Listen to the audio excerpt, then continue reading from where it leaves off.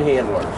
You have a fuser, and so on and so forth. So when it's fused, it's going to come out of the fuse spot. It's going to be put into the breech. And when we slam it home, we're going to do this. Like this with the heel of my hand. What's the reason for that? We don't want to lose these, right? Because that block is going to snap up. When we eject the shell, just the casing is left. The shell hopefully is on the way. How about that fuse? When does that start running? Right in there? No. When we put it in the cannon? No. It's fired. When the centrifugal force starts rotating that. Okay, I'll pass this around. No?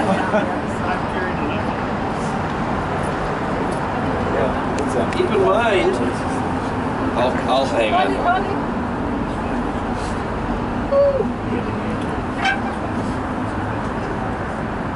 Yeah, 5-inch round you can still handle. Yes, but they are heavy. Yes. Might be thinking about any more questions you have, or any questions. This is a range of 6 miles at its best elevation. Just keep handing it around if you would. 21,000 feet at its highest elevation. Since you can fuse the shell, you can use anti-aircraft rounds. Japanese kamikazes are going to be, let's say, flimsy enough, can be destroyed by a shell going off close to them. These are all high explosives, or do they use incendiary or other types? They're going to use all types. They're going to carry a certain amount of each type. Armor piercing, high explosive, probably not incendiary. There might be some tracers. A certain number of star shells, which they're going to use very sparingly. Illuminate, yeah. Yeah, trouble is, by the way, that was what the British used at the start of the war to find those U-boats on the surface at night, star shells. That's a case where the cure might kill the patient. Yeah, because it lights us up too. Yeah. Okay, the other weapon up here is a hedgehog, and I really wish you could have seen the video. It shows these being fired off. They're fired off, they're all at different angles. As a result, this tight pattern here becomes 150 by 120 feet, 200 yards away every single time. We know that for sure. We fire at a submarine where we think it's going to be. When we fire it, it goes down through the water. 15 feet of water is going to arm this charge. It gets 200 feet out because this charge back here, an impulse charge, is going to fire it out there. That's done electrically. There's a post inside, which a current runs up, excites that charge. The propellant charge sends it out 200 yards. So by firing these at the submarine, actually ahead of it, where it's headed, we have a pretty decent chance of that submarine being touched by one of these. Usually it will sink it. So this sends off, you said, just electrically, so it's a magnetic pulse, which tosses it up into the air? No, it excites a charge. Yeah. Okay. It's a positive and a negative contact. All right. All right. So, and are these sent off in that direction? Yep. A ripple effect, because some have further to go than others. So they all land together, 150 by 120 feet, hopefully right in that path of that German submarine. So now it's a good chance.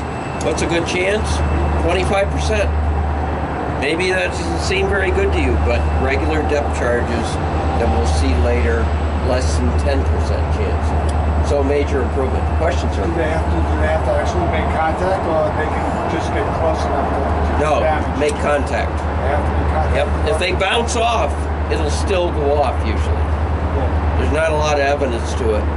But what this does is loosening the collar, restraining the firing pin. It also, by loosening that collar, the ball bearings holding that firing pin down, if it gets knocked over on its side on a glancing blow, that theoretically will cause that firing pin to penetrate the explosive. Thing about all these going off at once isn't true.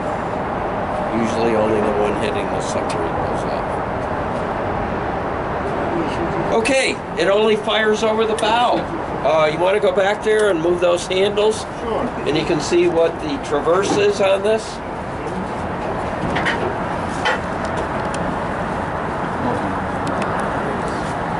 Working? Yeah. Not very much, right?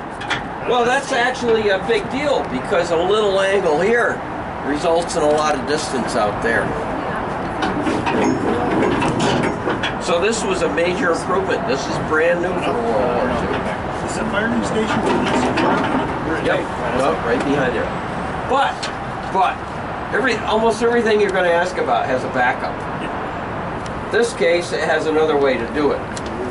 A relay switch can be programmed into the DRT, the Dead Reckoning Tracer. You tell the DRT you want it fired at that point.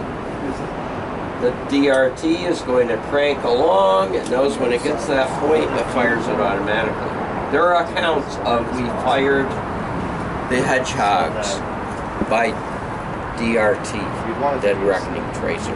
So there is an automatic way to do it. Their version of the computer, no matter what. A little less guessing by gosh, because you're depending on humans to fire it otherwise.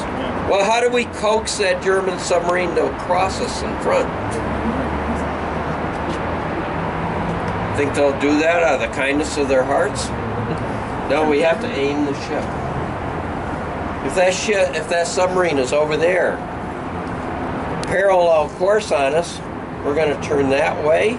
We're going to try to get that German submarine lined up so it crosses our bow, fire our hedgehogs, and that's how we fire it. We aim the ship, not necessarily the hedgehogs.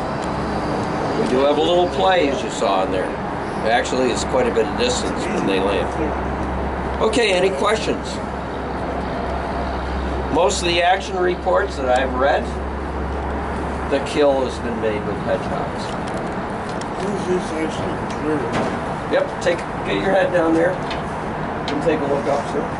Tell us what you see.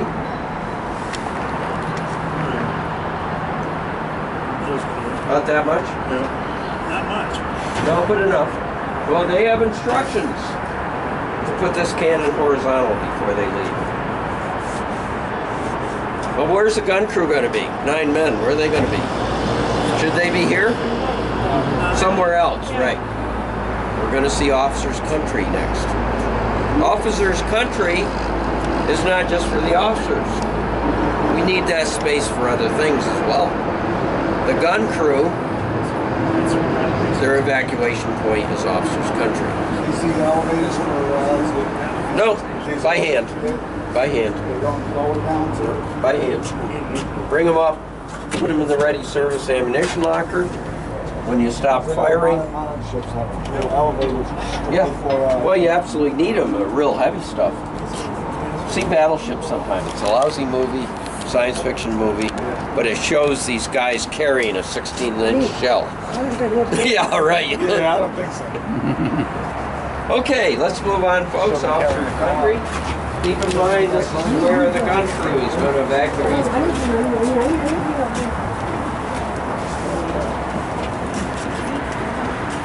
Okay, you folks are going to be the first ones through. Gather around that table, green tablecloth. And I'm going to direct you. There's an open ladder here, and I'm going to go in first, make sure nobody trips, stumbles, or falls. Ready? 18 inches around. Sorry.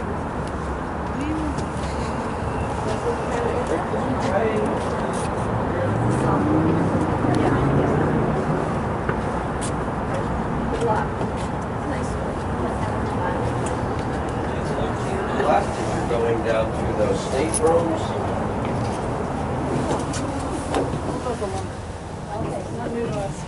You'll see some wooden devices on the bulkhead to your left.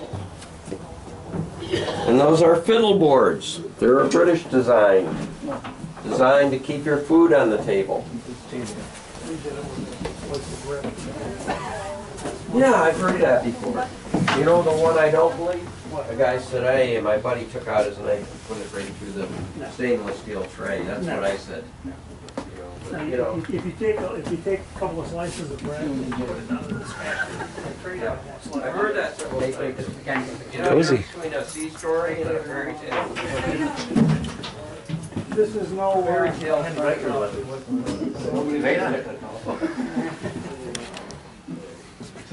It's not the straw.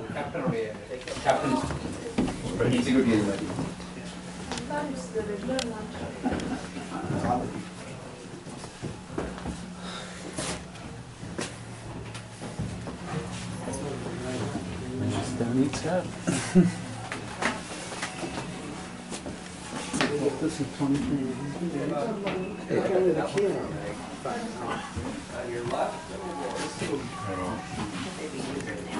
Here all the time. 23 earlier. This is what that was. 23 and a half days. Yeah.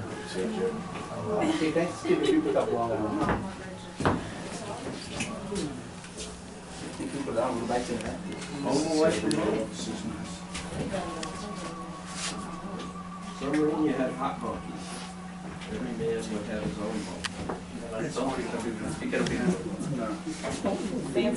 Okay, this is the wardroom. This is where the officers ate. Not like this in World War II. We do this because officers would have this kind of arrangement ashore usually in the officers' club. Maybe at a real big ship they carry this stuff, but it's superfluous really in World War II. They're going to eat much more simply. They're going to eat the same food as the enlisted men and pay for the privilege. Where does that come from? The men get it as rations, the officers pay for it. The British Royal Navy. They also, in the British Royal Navy at one time, had to have Dad buy them a commission.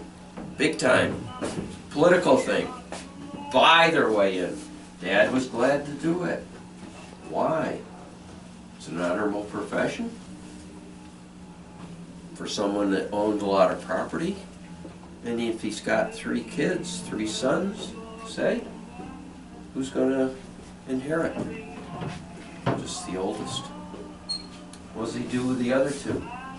Puts them somewhere else that's honorable. To this day, the royal family usually has the kids go in the service. It's a long-standing tradition that we've somehow got over in America. It is one of the things we didn't particularly like just one kid gets everything. So things started changing. They also had to buy their uniforms. They're not issued them. They have to buy a sword. On the off chance someday they might be somewhere where they need the sword for decoration. Also, it's their study area. Study area with manuals. Keep in mind, most of them are reserve officers, just out of officer candidate school. No little or nothing. Well, they're at least going to have the ability to study up on the technical things, but to see the practical things, they're going to have to lean on the enlisted men until they get where they can handle their job. Some of them are going to be good officers, some are going to let the enlisted men just go ahead and do everything. A good officer, I believe, tries to learn and treats his men with dignity. I just heard 3 different stories this morning about different kinds of officers. Some were good, some were bad. Can't be an enlisted man's buddy. Can't play favorites, and so on and so forth. Okay, one more use in here. Well, if the captain lets him, it's up to him. Maybe play cards. That's up to the captain. And this is your forward battle dressing station. So when you go to battle stations, you're going to have a pharmacist mate. Pharmacist mate. Come in here. There's his chest, cabinet, helmet. Over here, instrument sterilizer. Going to be stationed here, prepared to take casualties right on the wardroom table. Forward battle dressing station, that means there's an aft battle dressing station. They don't need the extra stuff aft because they're right over sick bay. Okay, any questions at this point? We're going to talk about the history of the ship. Okay, that's Frank Slater. The ship is called the USS Slater because all destroyers and destroyer escorts back then were named after Navy war heroes. Frank was killed in 1942 off Guadalcanal. He was a gunner's mate in the USS San Francisco, which was a cruiser.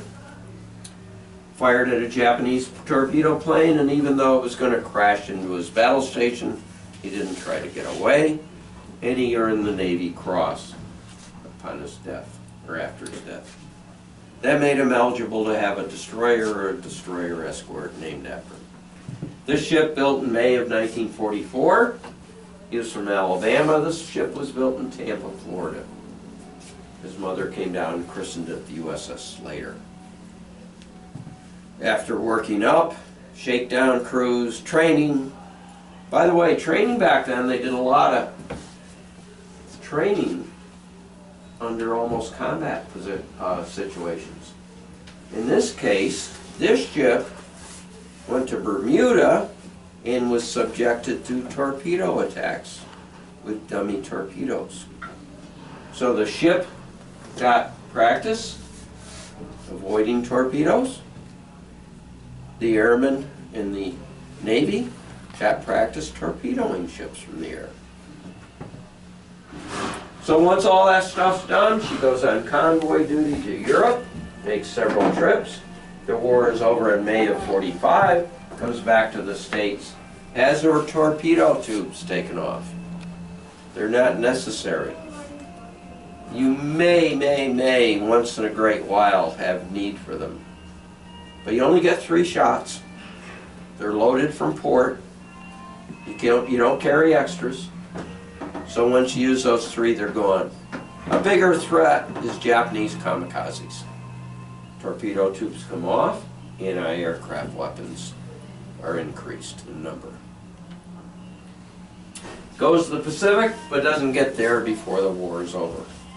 Stays in service until 1947. Goes into long-term storage, like those ships rafted together there. A lot of them. We have hundreds of these left after World War II. Just sitting in the water. Had it not been for the Korean War, maybe this ship would have sunk there or be scrapped. Didn't they have a bunch of them mothballed on this river down in Haverstraw? Not these. Not these? I think they were cargo ships.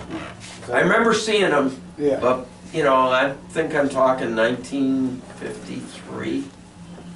All I remember back then were ships. Yeah, but you're right. There was a mothball fleet. So, a lot of these left over. Korean War starts. President Truman decides that since the Soviet Union, our perception is going to try to take over the world, we're going to help out those countries who are in need of our supplies, our equipment, and so on and so forth. Decides to give these ships to those countries. Greece gets 4. This is one of them. Goes to Greece in 1951.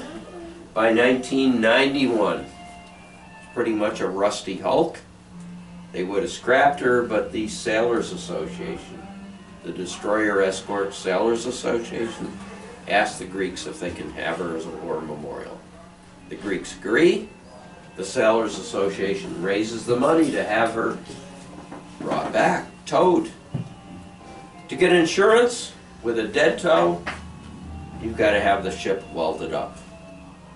She goes in dry dock, she's all welded up underneath. So for that reason alone, she can't move under her own power. There's no way to cool the engines. They've only got 1 or 2 of the engines working anyway. By accident, one of them actually turned over. They start with compressed air, by the way. We do have compressed air. So I don't know if it was a whoops or they really tried. But anyway, one of them did turn over. But it's millions of dollars. Going to dry dock is millions of dollars. So what goal do you try to reach? You try to get in dry dock. Because you folks wouldn't have a museum to tell your grandkids about or your great-great-grandkids about if we were going to sink or be scrapped. So, dry dock. Okay, any questions? Okay, let's go down and see the mess deck. And most of the restoration you see has been done right here in Albany. Some major things were done in New York City. She came to Albany in 1997, and she's been here ever since. This room you were just in is the wardrobe. Still isn't There wasn't much there. Things such as battle lanterns. We had to find those. It's a battle.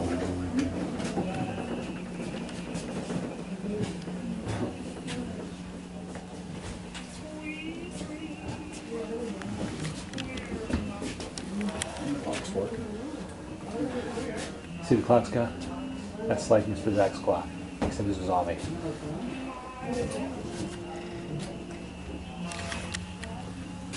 When you guys were little, we had you on board the Sullivans. Ship science of the Southern Buffalo. Yeah, 5 brothers all died on the same ship.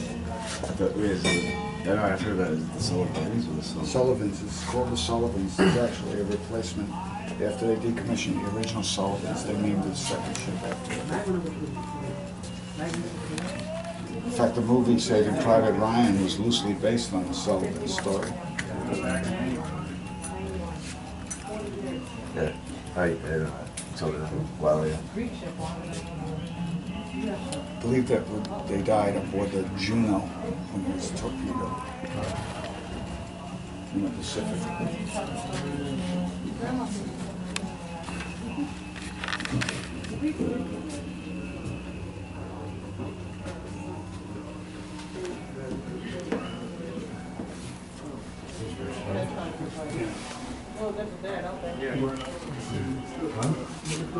Greek hedgehogs? Spruance, the spruance, the workman's got some of the only thing that it's a small one, a very small one. But they take home the food and stuff, like I said, and put them in lazy food. What type of ship was this one? Spruance ones. This class what, destroyer? Yeah. They just took them all out of service now. I'm going to scrap them. They just jumped them, shot them all up, which was stupid because you're dealing with them. Like a meat slicer right there, yeah. Modular. What's that? Yeah. Meat slices, yeah. Still fast, I bet. Yeah, 30 plus knots. A lot more elbow room, the crew, smaller crew too, I'm sure.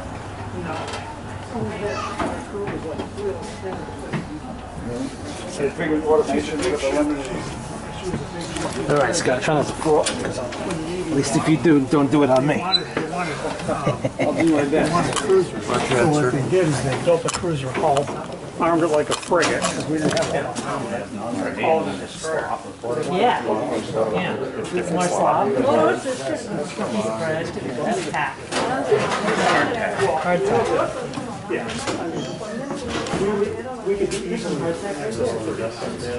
Okay, we're on the mess deck, folks. And you can see we actually used it as a mess deck today. Would you like to hold one of those trays up for us, ma'am? Just kind of hold it up in the air. Tray. So roughly 60 to 65 men are going to file down, grab a tray, work their way down the serving line. They're going to be mess cooks. Young sailors behind the serving line. This actually would have been a steam table back then. It was converted, we believe, by the Greeks. Grab a cup of coffee, go sit down. They're going to have about 20 minutes to eat, which is about 12 more minutes than they had in boot camp. All right for boot camp, sir? Yeah, what I remember of it. Eat up, get out, eat up, get out. Yeah, while they're yelling at you the entire Yeah. time. Bosun mate, usually. I think it was a signalman. Oh, signalman! Holy cow. Haven't heard that before.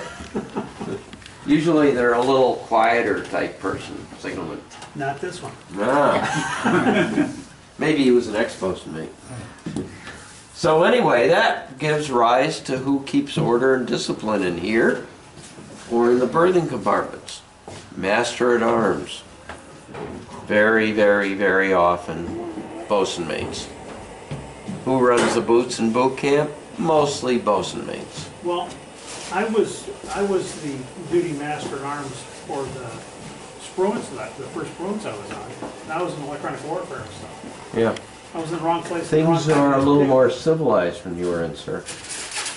Okay. Yeah, seriously. You should see a tape of boot camp now.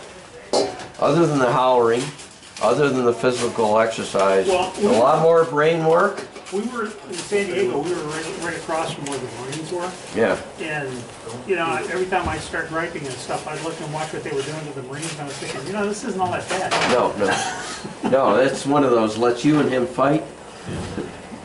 Did people actually sleep in here? Yeah, usually cooks and bakers. Oh, okay. We had two. One Now, we have a hammock right here. Not that this is the best place, but it's a good spot to show it to you.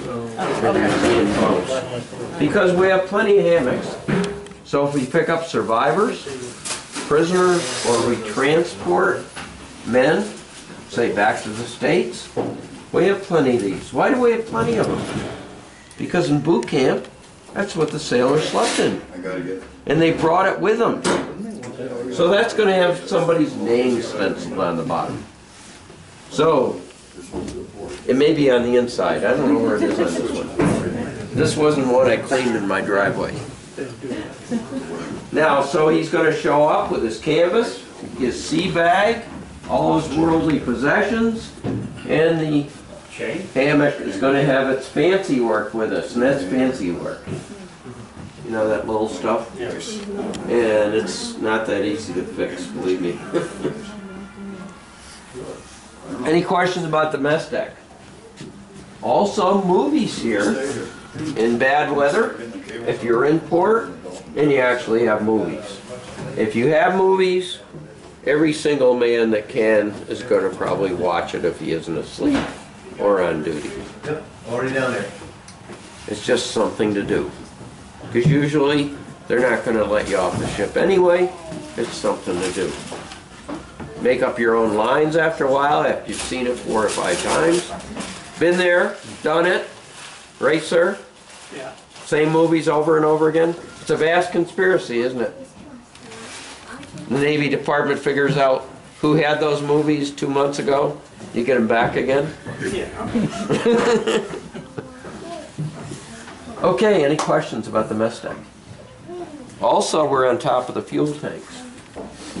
So when they put fuel in, you have to let the air out. Also, sounding tubes that this lady can see right in front of her. Manhole covers. So that's for refueling. What other use could we have for fuel tanks? Ballast, right. That's right. Seawater. So refill them with seawater. Because otherwise, if you're a cork, you're going to be bobbing. I mean, this ship is top heavy enough and light enough overall that it's unstable. So you have to at least retain your ballast.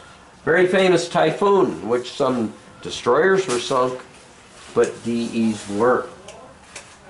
The report I read said that the destroyers had emptied their fuel tanks, ready to be refueled, because the pecking order is destroyers first. The DEs still had their ballast, and therefore were able to ride out the typhoon. Makes them sit lower in the water and more stable. Okay, any questions? Let's move on. We're just going to walk through You don't the want too much. forward berthing area. It's not for you, Scott.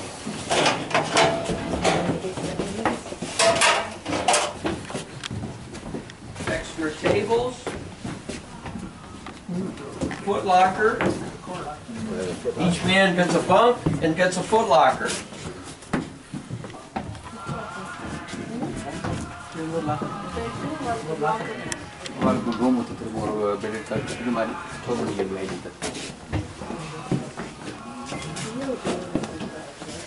So the least desirable bunk is actually the bottom bunk, because for somebody else to get in their foot locker, you have to get up.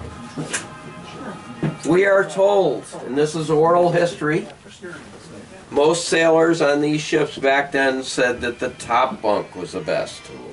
Probably not that one. But you got an inexperienced crew. They haven't had an opportunity to get seasick in their life before. You don't want them over you. You don't want them stepping on you. You want to be the stepper, not the steppy. And at night there will be not white lights on like these, red lights. Not for the atmosphere, so you preserve your night vision. Your eyes will stay dilated. Because what happens if you get up in the middle of the night, turn on a light? It's too much, isn't it? Okay, let's move on. And let me go first, please, ma'am. Refrigeration deck down there, and that's where those cold food supplies are going to be stowed, down there.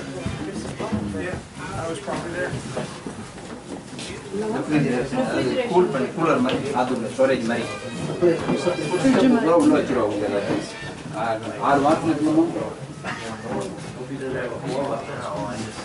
Hope you don't have a blowout. Skull reef to your right when you walk by. Milk cans. Skull butt. Water fountain. If you're thirsty, have a drink. And top side in that ladder when you're ready.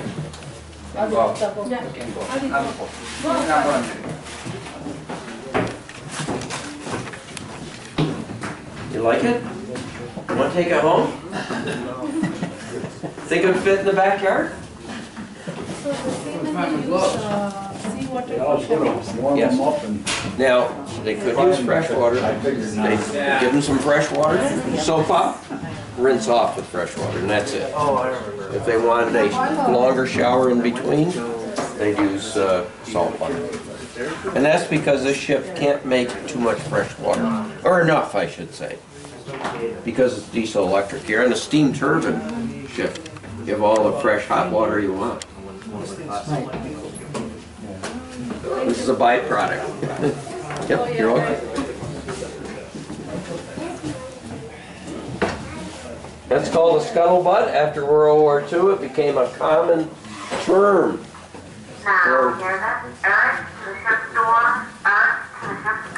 for what's the latest rumor? What's the latest scuttlebutt? What do you know, Joe? What's the latest joke?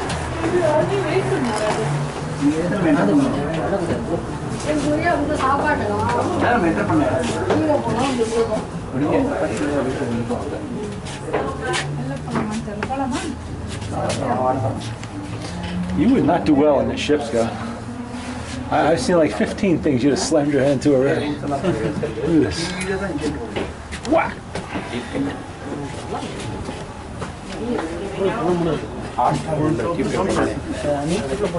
We're not built for comfort. No. It doesn't bruise. Never bruise. I don't have anything to do.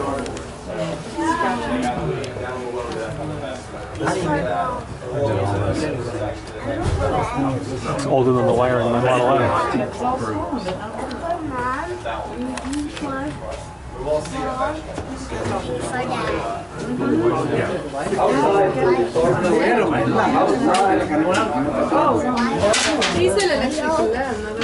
I may have forgotten to say that, but I wanted you to get together in a close space again.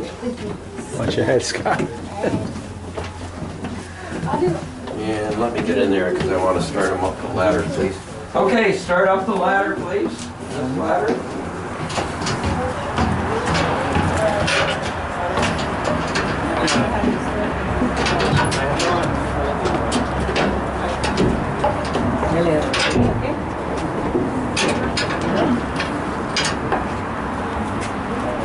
What are you thinking?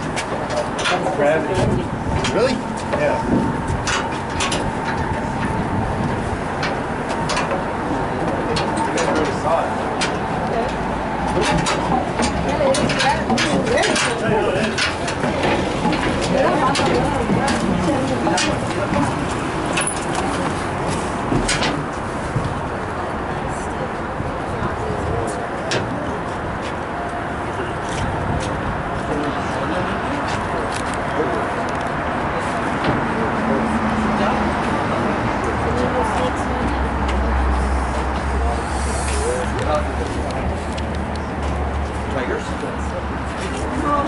No, no tiger. Have you seen liquefy?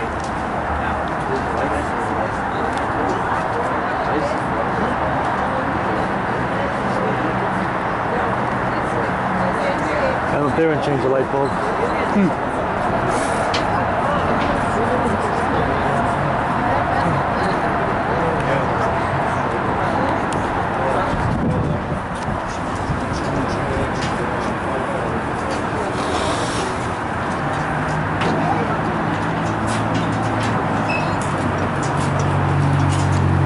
This is the L1 deck, folks.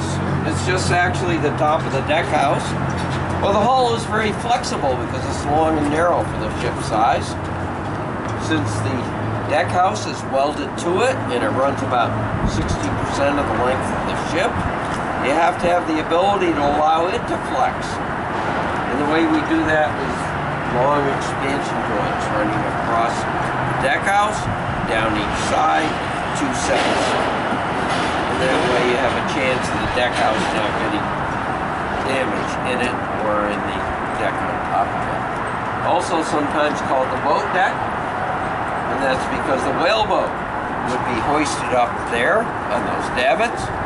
And the reason it's not is because we're having problems with the base of one of the davits and we're trying to repair it. And a lot of welding will be required. So the way you lower it is by hand, just by slipping the falls. The way you raise it, you must use the capstan, because it's too heavy to do by hand. Okay, start in, and on your left is the radio room.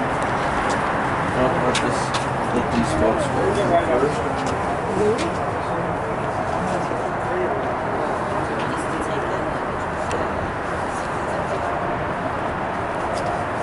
Okay, if, let's see, your family, go in first, off to your left, the radio room, straight ahead, the ship's office, off to the left up there is the captain's stateroom.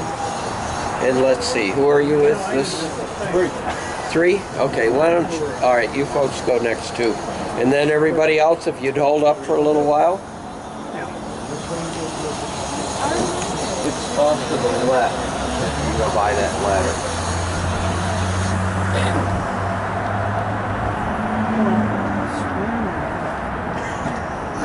And when you folks have seen everything, start up to the ladder to the next deck. It would be in Morse code, but it'll also be encrypted. And off to your left on that clipboard there, there's an encrypted message.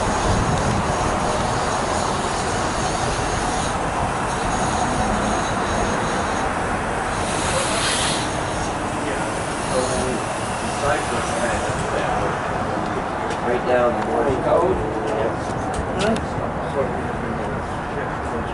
Okay, if you make it a fast trip, folks, and then start up the ladder again. Those are pictures of the captain and the captain's wife and the captain's daughter. The captain's daughter came here in 2002, and up the next ladder if you would. Captain's daughter came here in 2002 and scattered the captain's ashes off the stern of the ship, off the fantail. You can look around a little bit while you're up there, but please don't go outside.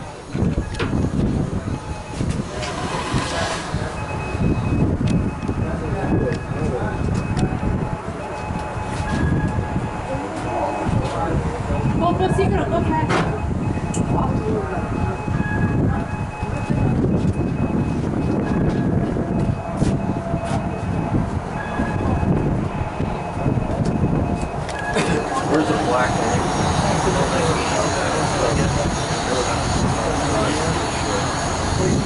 Oh, okay. Yeah. Pretty good, right? Yeah.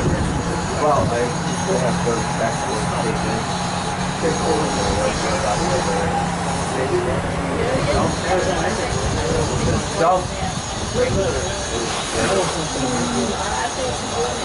Oh, now, all those old houses with painted. Oh, yeah. It's beautiful. We got a good speed last year, and this time Yeah. You know who lives down there? Cape May. One of the famous goalies for the Philadelphia Flyers. And I forget his name for a second, but I met him at a golf tournament. I worked for Verizon. I worked after Stone, worked 42 days straight, Wow. 12-hour days. Okay. Radio room, ship's office, captain's stateroom. As you come down it, I will ask you to go.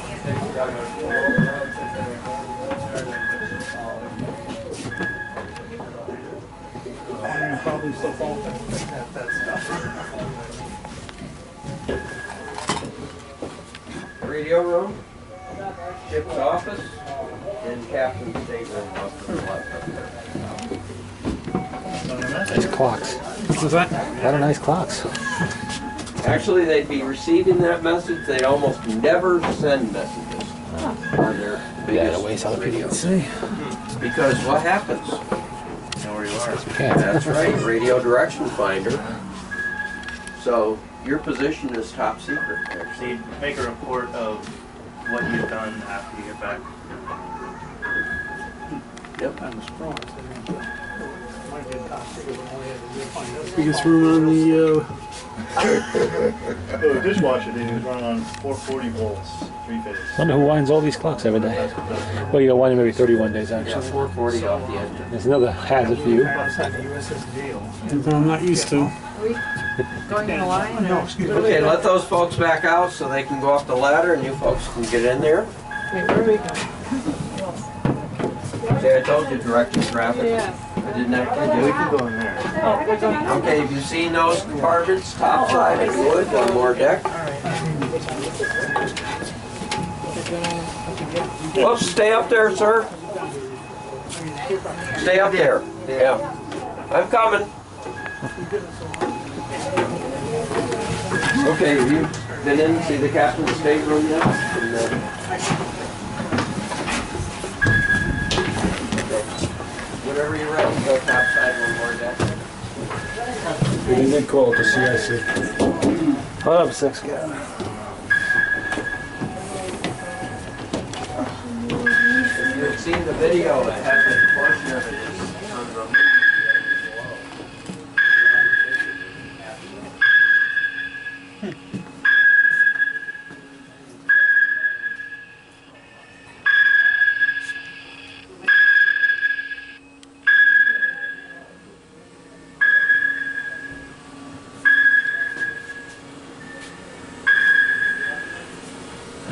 Could not even begin to guess.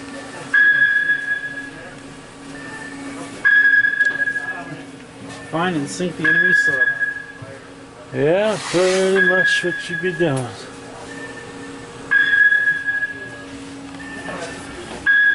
There's no on your phones. Flare gun. I have no idea what that is. And plus, they show them getting too predictable. Okay, folks, back in here, we're going to go into the Combat Information Center. Oh, we go in here? Yep, everyone in there, please. It's going on there. Back in there, please. Right in here. Oh, CIC. CIC. Right in the Interesting gears. Or reverse. Yep, right in there. House there.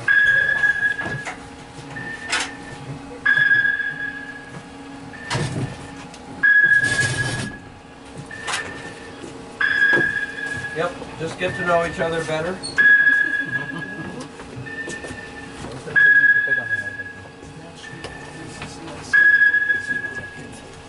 Yeah. But it was true like coffee. Because they were at it. So after a while, even on these ships, they realized, okay, right in there. On both days, also navigate and boost. I don't need to be in there. Yep, keep going, you can make it. Right on there, sir. Okay, what you're hearing is sonar, sound underwater.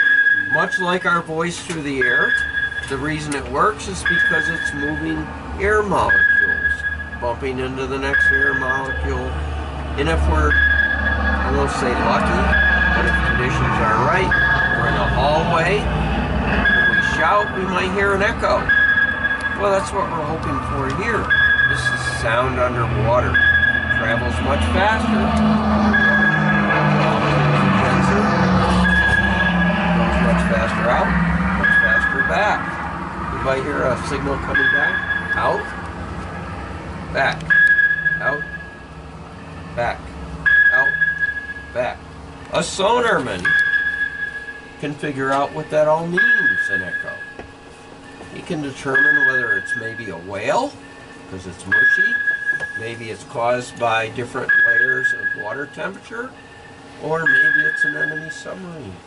Let's find out. CIC calling sonar. CIC, sonar. Target Ignore the designated alarm. cable. Probable submarine. Bearing 235 degrees. Estimated heading 170 degrees true. Range 4,500 yards. Positive up